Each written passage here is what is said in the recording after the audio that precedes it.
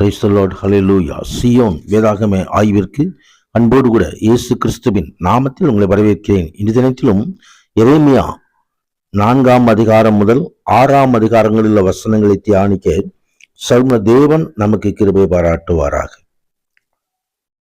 இங்கே 4வது அதிகாரத்திலே தங்களுடைய பாவத்தினாலும் விசுவாச மறுதளிப்பினாலும் தேவனை புறக்கணிக்கும் தேவ ஜனத்தின் மேல் வரப்போகும் பயங்கரமான அழிவை குறித்து இங்கே விளக்கப்படுகிறது. தேவனை புறக்கணிப்பது இத்தகைய தீமை என்றும் கசப்பானதென்றும் அவர்கள் கற்றுக்கொள்ளுவார்கள். வரப்போகும் பயங்கரமான அழிவை தவிர்க்க வேண்டுமானால் தங்களை சத்தியத்திற்கும் நியாயத்திற்கும் நீதிக்கும் ஒப்பு கொடுத்து தங்களது நடத்தையை யூதாவின் ஜனங்கள் முழுவதுமாக புதுப்பிக்க வேண்டும்.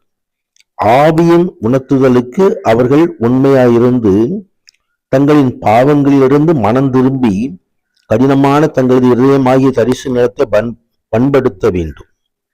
சரீர பிரகாரமான விருத்த சேதத்தின் நுனித்தோல் நீக்கப்படுவது போல அவர்கள் இதயத்தில் தீமைகள் நீக்கப்பட வேண்டும். ஆண்டவர்தாமே சியோனுக்கு நேராக கொடியேற்றுங்கள், கூடுங்கள், நிற்காதிருங்கள், நான் வடக்கே இருந்து பொல்லாப்பையும் சங்கார்த்தி வர பண்ணுவேன் என்று சொல்லி ஏதோ பாபிலோனுடைய படையெடுப்பை குறித்து ஆண்டவர் முன்னறிவிக்கிறார்.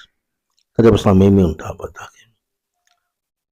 எருசலேமே, நீ ரட்சிக்கப்படும்படிக்கு உன் இருதயத்தை பொல்லாப்பற கழுவு, எந்த மட்டும் அக்கிரம நினைவுகள் உன் உள்ளத்திலே தங்கும் என்று சொல்லி ஆண்டவர் எச்சரிக்கையான காரியங்களை நாம் இங்கே பார்க்கிறோம். ஜனங்களின் பாவங்களை அசட்டை செய்து அவர்களுக்கு சமாதானம் பாதுகாப்பு உண்டாகும் என்று யூதாவின் பல தீர்க்கதரிசிகள் கள்ள தீர்க்கதரிசனம் உரைத்துக் கொண்டிருந்தார்கள். இந்த ஜனத்துக்கு பொய்யான நம்பிக்கைகள் உண்டு பண்ணினார்கள். சத்தியத்தை நேசிக்காமல் பாவத்தில் சந்தோஷமடைந்த ஜனங்கள் எத்தகைய பொய்யை நம்ப தேவன் அனுமதித்தார். இங்கே யூதா நிமித்தம் தேவனுக்கு ஏற்பட்ட வேதனையை இந்த அதிகாரம் தெரிவிக்கிறது. என் ஜனங்களோ மதியற்றவர்கள், என்னை அவர்கள் அறியாதிருக்கிறார்கள். அவர்கள் பைத்தியமுள்ள பிள்ளைகள், அவர்களுக்கு உணர்வே இல்லை. பொல்லாப்பு செய்ய அவர்கள் அறிவாளிகள், நன்மை செய்யவோ அவர்கள் அறிவில்லாதவர்கள் என்று சொல்லி ஆண்டவர் அங்கலாய்க்கிறதான ஒரு காரியத்தை குறித்து பார்க்கிறோம். 5வது அதிகாரத்திலே ஒருவரும் நேர்மையானவர் இல்லை. யூதாவின் பாவம் எந்த அளவுக்கு இருந்தது என்று இங்கு தேவனுடைய சத்தியத்தையும் நீதியையும் நேசித்த வெகு சிலரை கொண்டே அறியலாம். தேசம் குற்றமுள்ளதாய் காணப்பட்டது. எனவே தமது உண்மையற்ற ஜனங்கள் மேல் நியாயத்தீர்ப்பை கொண்டு வர தேவன் தீர்மானித்தார். தாங்கள் கர்த்தருடையவர்கள் என்று சொல்லி ஜனங்கள் சொந்தம் கொண்டாடினார்கள். ஆனால் கர்த்தரோ அவர்கள் தம்முடையவர்கள் அல்ல என்று சாட்சி கொடுத்தார். அதுபோலவே தான் மறுபிறப்பின் அனுபவம் பெற்ற விசுவாசி என்று சொல்லிக்கொண்டும் இவ்வதிகாரத்தில் விளக்கப்பட்டிருக்கும் பாவங்களாகிய பொய் சொல்லுதல், உண்மையற்ற குணம், விபச்சாரம் போன்ற பாவங்களை செய்து கொண்டிருந்தால் கர்த்தர் அவர்களை தங்கள் பிள்ளைகளாக ஏற்றுக்கொள்ள மாட்டார்.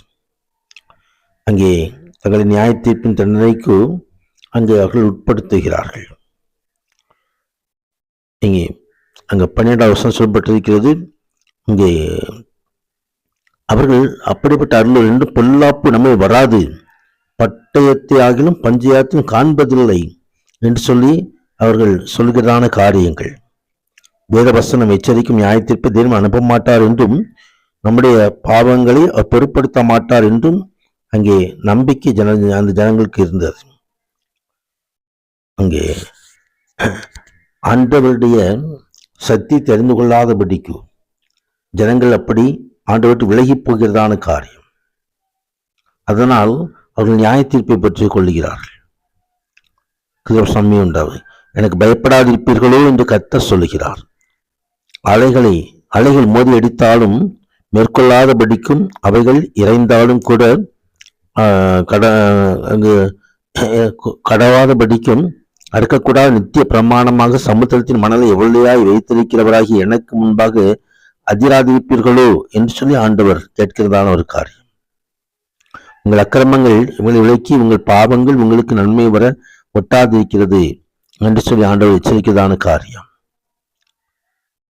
சமயம் என்றால் 6வது விதத்திலே எருசலேம் முற்றுகையிட பாதித்தை குறித்து நாம் பார்க்க முடியும். எருசலேமிலும் அதன் மனம் திரும்பாத மக்கள் மீதும் வெகு விரைவில் வரப்போகிறதான பேரழிவை குறித்து இந்த 6வது அதிகாரம் விளக்குகிறது. இந்த வார்த்தை எரேமியாவின் வாழ்நாளிலே நிறைவேறியது.